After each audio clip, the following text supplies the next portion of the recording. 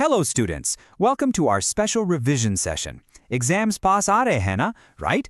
Tension lene ki bilkul zarurat nahi hai. Today, we're going to do a quick, stress-free explainer of your Rukmini College second semester textual grammar PDF, keeping the syllabus simplified. Think of me as your study buddy and this explainer as your ultimate guide to mastering the material.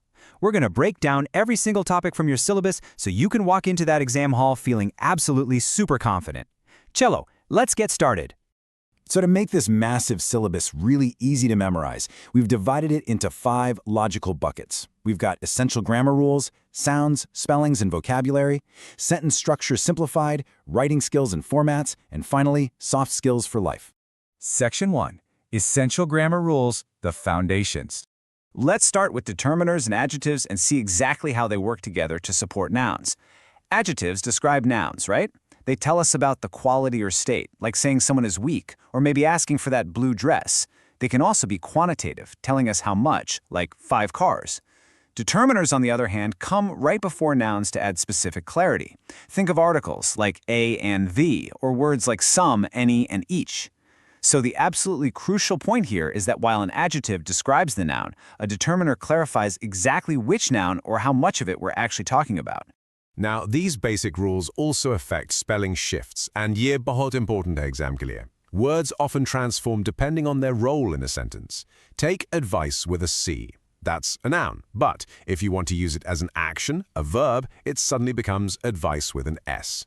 It's exactly the same with practice with a C being the noun, but practice with an S being the verb. And when we shift from adjectives to adverbs, well, we usually just add ly. So basic becomes basically, and slow becomes slowly. Just paying attention to these really small shifts will save you from losing silly marks. Moving on, students also frequently confuse prepositions and adverbs. Let's contrast them clearly. Prepositions are basically your connector words. They show connections between a noun and the rest of the sentence. Words like in, on, at, or beneath show place, time, or direction. For example, the success depends on teamwork.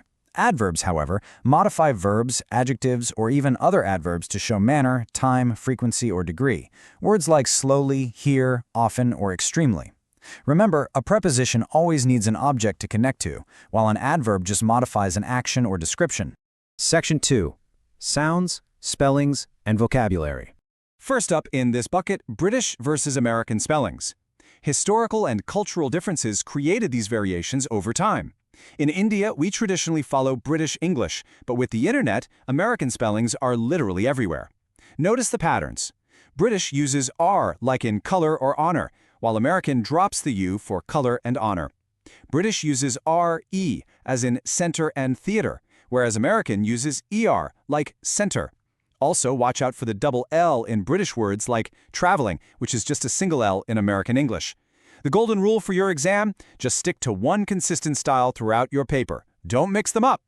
Now let's break down these confusing terms, homophones and homographs. Homo means same. Phone means sound. So homophones sound exactly the same but have different spellings and meanings. For example, site spelled S-I-T-E meaning a location and sight spelled S-I-G-H-T meaning vision. Or weak and weak. Now homographs. Graph means writing or spelling. So homographs look the same, spelled exactly the same, but mean totally different things. Think of the word bat. It could be the cricket bat you play with or the flying mammal bat you see at night. Same spelling, totally different meanings. Heteronymons are a really fascinating type of homograph. They have the same spelling, but different pronunciations and different meanings. Notice how shifting the vocal stress changes the entire word. If you stress the first syllable, object, it's a noun, a thing. But if you stress the second syllable, object, it becomes a verb meaning to oppose. Same with desert. Desert is the dry, sandy place, but desert means to abandon someone. Shifting that stress completely flips the word's identity. Okay, let's dive into connected speech. This is all about how spoken English flows smoothly. Native speakers don't speak like robots, right? They blend words together. There are 5 main ways this happens.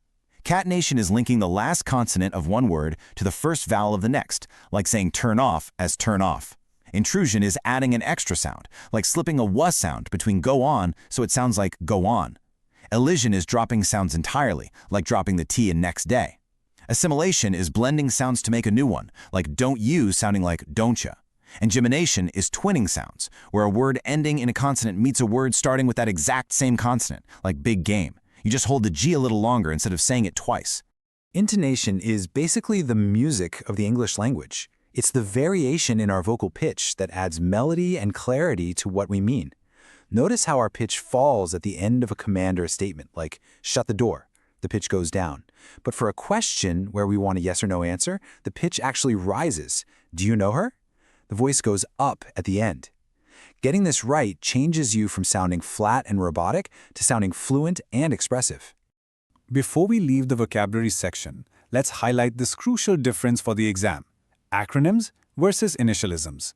Both are abbreviations made from the first letters of words, but how you say them is the key. Acronyms form a completely new spoken word. We say SWOT, LAN, or FOMO. We don't spell them out.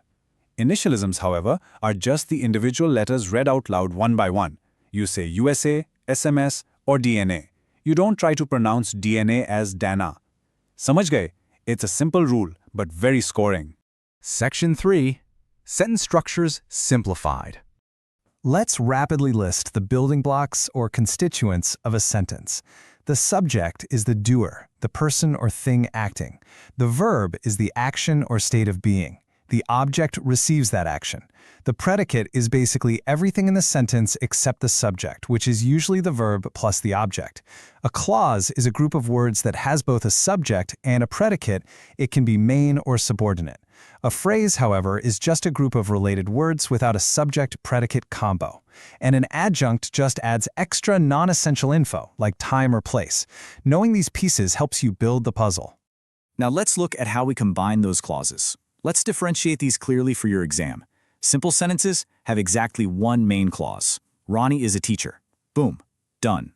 Compound sentences have two or more main clauses joined by a conjunction like and or but. Ronnie is a teacher, and she is a singer. See? They can both stand alone. Now, complex sentences have one main clause plus one or more subordinate clauses that cannot stand alone. Though she worked hard, she scored poorly. And compound complex sentences, they just mix it all up. Two or more main clauses and at least one subordinate clause. Don't let the names intimidate you. Honestly, just count the clauses. Section 4. Writing Skills and Formats. Academic writing isn't about just picking up a pen and writing whatever comes to mind. Let's emphasize the systematic steps of the academic writing process. First, gather material. Get your facts and evidence. Second, outline. Plan logically how your paragraphs will actually flow. Only then do you write your first draft. And finally, you absolutely must edit and revise. Logical, evidence-based planning must happen before you write that first draft. If your outline is solid, the essay practically writes itself. So what kinds of essays will you write? Let's briefly explain the purpose behind the different key essay types from your syllabus. A narrative essay tells a story, often from personal experience. A descriptive essay paints a detailed picture of a person, place, or event. An expository essay provides clear factual information and explanation. A persuasive or argumentative essay argues a point to convince the reader to agree with you. And a compare and contrast essay highlights the similarities and differences between two subjects. Always identify which type of essay the question is asking for before you start writing. You also need to contrast the rigid formatting of formal letters against the relaxed style of informal ones. Formal letters, like job applications or letters to the principal, require strict structure. Sender's address, date, recipient's address, a formal salutation, a clear subject line, a professional body, and a formal sign-off. Informal letters, like inviting a friend to a birthday party or writing to your family, well, they have a casual conversational tone. You can skip the strict subject lines and use warmer sign-offs. Always remember to match your tone to your recipient. Section 5. Soft Skills for Life. Have you guys heard of JAM? It stands for Just a Minute. Let's use a prompt like, should junk food be banned in schools, to explain the JAM oral activity. In a JAM session, the entire goal is speaking with fluency, focus, and confidence for exactly 1 minute. No hesitation, no deviation from the topic, and absolutely no repetition of ideas. It trains your brain to organize thoughts quickly and deliver them confidently. It's a fantastic exercise for future interviews and corporate presentations. Your syllabus also highlights core interpersonal skills. Let's quickly list these critical life skills. There's active listening, where you truly pay attention to the speaker, teamwork, collaborating towards a common goal, decision-making, analyzing your options to make informed choices, and adaptability, adjusting to new situations. But I want to take a moment to really define emotional intelligence, as it's heavily featured in your text. It is the capacity to recognize and manage both your own emotions and the emotions of others. Honestly, it's what makes you a great leader and an empathetic colleague. Achieving your dreams requires real goal setting. Your PDF gives a highly memorable acronym to master this, the APPEARS method. Let's break it down together. A is for aim or aspire. P is for plan. The second P is for prepare and pursue. E is for energize and enthuse. A is for assess your progress. R is for review and revise if things aren't working out. And S is for succeed with smiles. This is the ultimate framework for balancing and achieving both your short-term exam goals and your long-term career goals. Write this down. It's a guaranteed way to stay on track. So the crucial point we want to leave you with is this: master your communication, not just your exams. All these grammar rules, phonetic structures, essay formats, and soft skills aren't just for passing the second semester. These tools build real-world confidence. They help you articulate your thoughts, collaborate with others, and present the absolute best version of yourself to the world. Practice these concepts, apply them in your daily conversations, and you will literally see the magic happen. So, which of these communication tools are you going to use today to start shaping your future? Keep studying hard, stay positive, and remember, you've got this. Thank you for watching.